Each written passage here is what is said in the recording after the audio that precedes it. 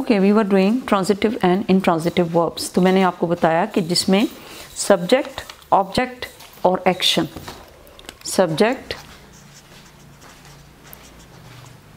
और ऑब्जेक्ट और एक्शन, जैसे कि Kanwal wrote an essay, Kanwal wrote an essay, जिसके अंदर ये तीनों चीज़ें हों उसको ट्रांजिटिव वर्ब कहते हैं। क्या कहते हैं? Transitive verb. यानी हमें पता हो कि सब्जेक्ट किसके ऊपर काम कर रहा है, ऑब्जेक्ट के ऊपर काम कर रहा है। ऑब्जेक्ट के ऊपर काम कर रहा है, जिस चीज़ का हमें पता हो कि सब्जेक्ट ऑब्जेक्ट के ऊपर काम कर रहा है, यानी Kanwal wrote an essay. Kanwal ने क्या किया है? एक ऐसे रोट किया है, तो इसको हम क्या कहेंगे? रोट को it is a transitive verb. It is a transitive verb. Can you tell the difference between sentences A, B and C? The subject essay did not do anything. The subject flowers, अब यहाँ पे हमने पढ़ा subject flowers does not do anything. The subject crops will not do anything. ना ही essay, ना ही flowers और ना ही crops। देखें, essay was written by Kanwal, flowers are sold by the old man, and crop will be destroyed by the terrible flood. These subjects do not act, something is done to them. In subjects को ऐसा है कि काम नहीं ये करते, बल्कि इनके ऊपर काम हो रहा है। Something is done to them or they are acted upon by somebody or something else. You must therefore remember that just as verbs may be used to tell us what some persons or things do, they may also be used to tell us what is done to some persons or things. A verb may not refer to an action, it may simply tell us what a person or thing is. क्या मतलब है इसका? A verb may not refer to an action. May not refer to an action के action की तरफ कई दफ़ा वो इशारा नहीं कर रहा होता. It may simply tell us what a person or thing do. Like the rose is red, London is a big city, Conan is very lazy. इसमें अब कोई doing नहीं है, बल्कि वो सिर्फ what a person or thing is. क्या है? What a person or thing is. उसकी सिर्फ क्वालिटीज़ बता रहा है। The rose is red, London is a big city, Konain is very lazy. Transitive verbs क्या होते हैं? When the subject of a verb acts and the action affects another person or a thing. ये देखें, subject है, act करता है और दूसरे ऑब्जेक्ट को अफेक्ट भी करता है। That is somebody or something different and separate from the subject. That person or thing is called the object of the verb.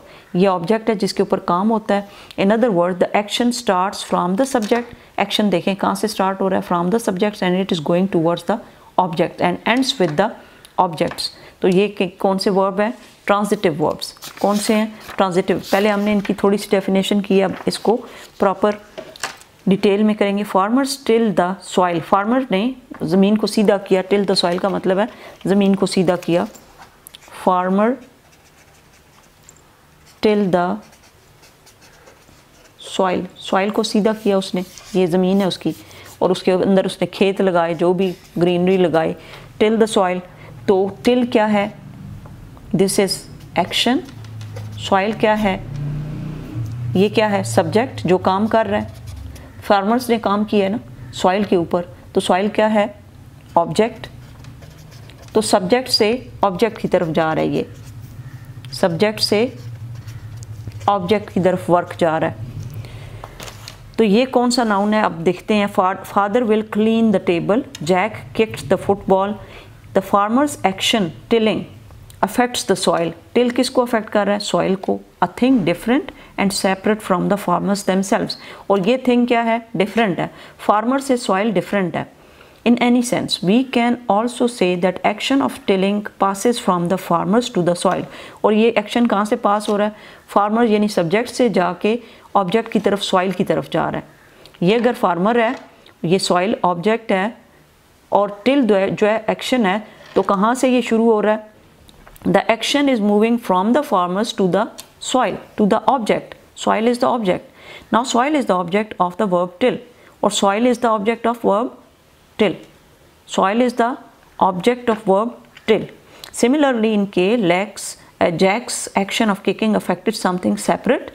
something separate, and this is something separate kicked. Football is a separate thing from Jack, and Jack is kicking the football.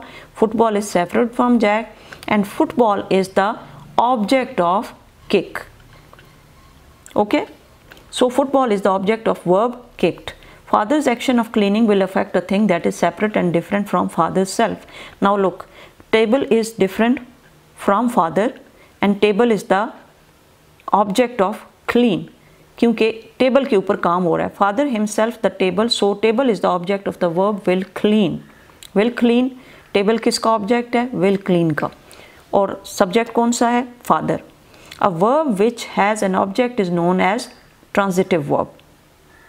जिस verb का object है उसको क्या कहेंगे? Transitive verb. You will write this definition in your copy and you will write it thrice और 4 times. To find out whether a verb has an object, we ask the question what or whom after the verb. Farmers till what? क्या till किया था farmers ने? यहाँ पे हमने 2 question किए, what और whom. फार्मर्स ने किसको सीधा किया था? सॉइल को. what और whom एक क्वेश्चन मैं कर रही हूँ. Jack kicked what whom? किसको किक किया था? फुटबॉल को. Father will clean what? Table. Okay, whom भी कह सकते हैं. Father will clean what whom? Table. अब जिसमें हमें सब्जेक्ट पता हो, a verb which has an object is known as a transitive verb. So soil, football, table are objects of the verb till, kicked, will, clean. Here are some more examples. Shazia ate an apple. Shazia ate an apple. He drives a car. I shall sing a song. Ate apple में क्या है? Ate what whom? किसको खाया उसने? Apple को. और drive किसको किया? What whom? Car. I shall sing a song. Shall sing what whom? Song. Song को sing करेगी ना? So apple, car, song are objects of the verb. Apple, car, song are objects of the verbs. Ate, drives और shall sing. ये verbs है ना? Eat, ate, eaten, drive, drove, driven, sing, sang, sung. तो इन verb के क्या हैं? ये objects हैं. क्या हैं? These are all the objects. These are all objects. It is very important to remember that as in all above examples, the object has to be somebody or something different from the subject itself. और subject को क्या होना पड़ता है? Different होना पड़ता है object से. Different या separate होना पड़ता है. Secondly, as in the case of the subject, the object may have other words qualifying it, like the, in, J, K, L or an, as in, M, N, O. We usually use the word object to refer to the object word or object words, not to those qualifying words. और क्या होता है? We usually use the word object to refer to the object. हम object को use करते हैं object को ही refer करने के लिए, और object words को, not to those qualifying words. It must be remembered, however, that the object may in many cases consist of words which cannot be separated from one another. That is, they act as a single unit, and they act as a single unit. अब है intransitive verbs. Transitive verbs में हमने क्या पढ़ा? Object is known as a transitive, in which a verb which has an object is known as transitive verbs. ये सारी examples इसकी हैं. Intransitive verbs, often the verb simply tells us something about the subject itself, what it does, what it is. इसको हम second उसमें करेंगे, इसको हम second उसमें कर लेंगे, because right now